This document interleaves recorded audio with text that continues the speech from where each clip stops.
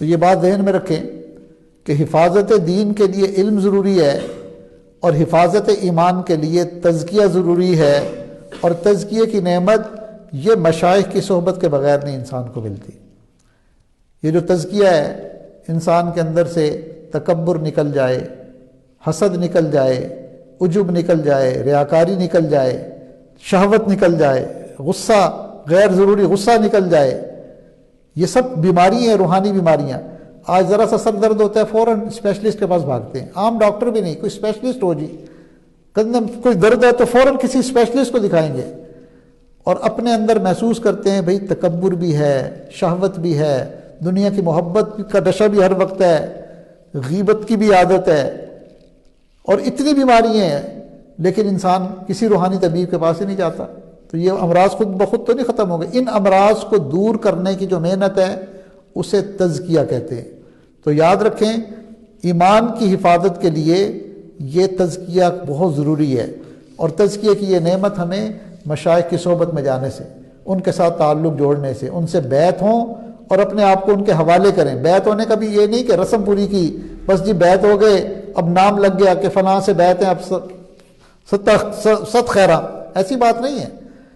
اپنے آپ کو حوالے کریں، ان سے رابطہ رکھیں، ان سے پوچھ کر عمل کریں، مسائل پوچھیں، اپنے کیفیات، اپنے حالات ان کو بتائیں، تبھی تو جا کر انسان کو پھر صحت ملے گی۔ ایک بندہ ڈاکٹر کے پاس جائے اور جا کر نہ اپنا مرض چھپا لے، درد چھپا لے، بتائے ہی نہ، اور گھر آ کے خوشی خوشی بتائے میں نے ڈاکٹر صاحب کو پتہ ہی نہیں چلنے دیا مجھے کیا کیا تکلیف تھی، بالکل نہیں پتہ چلنے دیا، ماشاءاللہ بڑا کمال کیا۔ بھئی بتاؤ گے نہیں تو یہ مرض دور کیسے ہوں گے؟ وہ کیسے آپ کو نسخہ پرسکرائب کریں گے؟ وہ کیسے آپ کو دوائی دیں گے؟ وہ کیسے آپ کو بتائیں گے کہ فلاں ٹیسٹ کرواؤ، فلاں سرجری کرواؤ؟ تو اپنے شیخ کے سامنے اپنے احوال کو کھولنا اور ان سے رہنمائی لینا، یہ بیعت کا یہ مقصد ہوتا ہے۔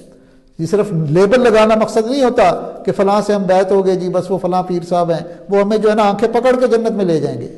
یہ اپنی اصلاح کا تعلق ہے کہ ہماری اصلاح ہو، ہمارے احوال اور ہماری کیفیات وہ احوال نبوی کے مطابق ہو جائیں، کیفیات نبوی کے مطابق ہو جائیں۔ تو یہ تبھی ہوں گے کہ جب انسان کو فکر ہوگی اپنی اصلاح کی۔ آج تو ماشاءاللہ بیعت بھی ہو جاتے ہیں اور اس کے بعد رابطہ تو فکر ہی کوئی نہیں، کوئی رابطہ ہی نہیں ہے، شیخ زندہ ہے، مر گیا، کس حال میں ہے، کوئی پوچھنے والا ہی نہیں۔ جمعرات کو آ جائیں گے اور آ کر سمجھیں گے کہ ہم نے بڑا احسان کر دیا، ہم جمعرات کو آ گئے۔ یہ مستقل رابطہ رکھنا چاہیے۔ الحمدللہ اس عاجز کو حضرت جی سے اجازت اور خلافت ملے ہوئے بھی شاید 2001 میں ملی تھی، تو تقریباً 20 سال ہو گئے ہیں۔ اب تک میں اپنے آپ کو اپنے شیخ کا محتاج سمجھتا ہوں۔ ذرا سا میں نے کہیں سفر پہ جانا ہو، کبھی اپنی مرضی سے نہیں گیا، بیرون ملک جاؤں، اندرون ملک جاؤں، میرے شیخ بھی اب ضعیف ہو چکے ہیں، بیماریاں بھی ہیں، اتنی ان کی مصروفیات ہیں، ان سے ایک مسافر کے لیے بھی لوگ ترستے ہیں، لیکن یہ عاجز اتنا اپنے آپ کو ان کا محتاج سمجھتا ہے کہ کہیں سفر پہ جاؤں یہ ہو نہیں سکتا کہ میں اپنی حضرت کی اجازت کے بغیر جاؤں۔ اور ماشاءاللہ ہمارے دوست بعد میں کہہ رہے ہوتے ہیں جی ہم فلاں جگہ گئے ہوئے تھے اس لیے محفل ذکر میں نہیں آئے۔ ہم نے اس تعلق کو اصل میں سمجھا ہی نہیں ہے، اس کی اہمیت ہی نہیں ہمارے دل کے اندر، ہمیں پتہ ہی نہیں کہ شیخ اور مرید کا تعلق کیا ہوتا ہے۔ یہی تو ایک تعلق ہے جو سب سے سچا تعلق ہوتا ہے، جس میں انسان اپنے دل کی بات ایک دوسرے کو بتا سکتا ہے۔ وہ راتوں کو پھر روتے ہیں، دعائیں مانگتے ہیں، اگر ان کو اللہ تعالیٰ بیت اللہ کی زیارت کی توفیق دے، ملتزم سے لپٹ کر اپنے مریدین کا نام لے لے کر دعائیں مانگتے ہیں۔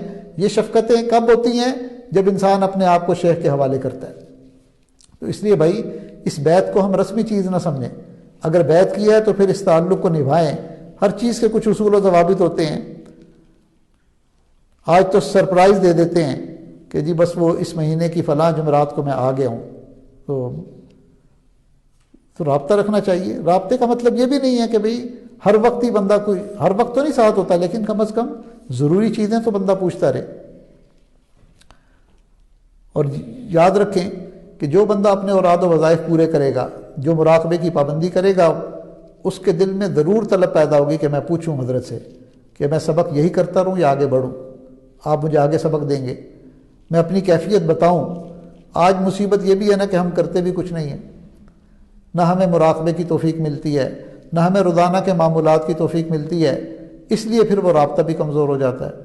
اللہ تعالی ہماری اس کمی کو دور فرمائے، لیکن یہ چیز ضروری ہے، اس لیے اللہ تعالیٰ نے اس کا ہمیں حکم دیا، کونوا مع الصادقین، تم نتھی ہو جاؤ، ساتھ ہو جاؤ صادقین کے۔ یہ کوئی آپشنل چیز نہیں ہے کہ ہم سمجھیں کہ جی بھئی ہم نے کوئی احسان کیا ہے، ہر ایک کی ضرورت ہے، جس سے جہاں آپ کا جو ہے نا، جہاں پہ آپ کی وہ کیمسٹری ملتی ہے نا، جس سے اللہ تعالیٰ جس کے ساتھ آپ کا وہ ملا دے، بس اس کے ساتھ اپنے آپ کو اس کے حوالے کریں، جس کے علم پر، تقوی پر آپ کو اعتماد ہو، اور یہ بھی دیکھ لیں کہ وہ باقاعدہ وہ سند یافتہ ہے، اس کے مشائخ نے اس پر اعتماد کر کے اس کو اجازت دی ہوئی ہے۔ ہر ایرے غیرے کے ہاتھ میں بھی اپنا ہاتھ نہیں دینا ہوتا۔ تو جب ایک دفعہ بندہ کسی کے ہاتھ میں ہاتھ دے دے تو بس پھر اب اس تعلق کو نبھائے، اس کو جو ہے نا ساتھ لے کر چلے، پھر جا کر انسان کو فائدہ ہوتا ہے۔ برکتوں کے لیے تو پھر اور بہت سے کام ہیں برکتوں والے، وہ کافی ہیں۔ تو بیعت کا فائدہ تبھی ہوتا ہے کہ جب انسان اپنے مشائخ کے ساتھ اپنے تعلق کو نبھائے۔ رابطہ شیخ اسی کا نام ہے کہ ہم اپنا رابطہ رکھیں۔ رابطے کے ذریعے اللہ تعالیٰ وہ کچھ دے دیتے ہیں جو ضابطے کے تحت نہیں ملتا۔ اس کی ایک مثال سے آپ کو بات سمجھ میں آ جائے گی۔ آپ کے گھر میں ایک ماسی کام کرتی ہے، اس کی تنخواہ ہے جی 1500 روپے، چلیں 2000 روپے۔ اب ضابطے کے تحت آپ اس کو مہینے کے بعد اس کے کام کا معاوضہ 2000 روپے دے دیتے ہیں، لیکن وہ چند مہینے، چند سال آپ کی خدمت کرتی ہے، کام کرتی ہے، تو اب آپ کا اس کے ساتھ ایک رابطہ بن جاتا ہے، ایک تعلق بن جاتا ہے کہ بھئی یہ ماسی جو ہے یہ ہماری ہیلپ کرتی ہے، اتنی خدمت کرتی ہے، تو آپ کے دل میں اس کی ایک قدر پیدا ہو جاتی ہے۔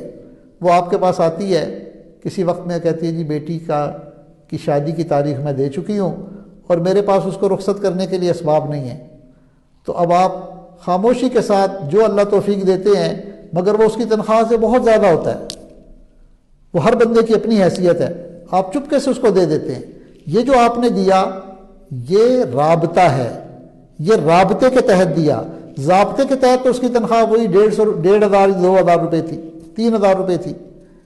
اب یہ جو آپ نے اس کی بات سن کر آپ کا دل پسیج گیا اور آپ نے اس کی ہیلپ کر دی خاموشی کے ساتھ، اس کو رابطہ کہتے ہیں۔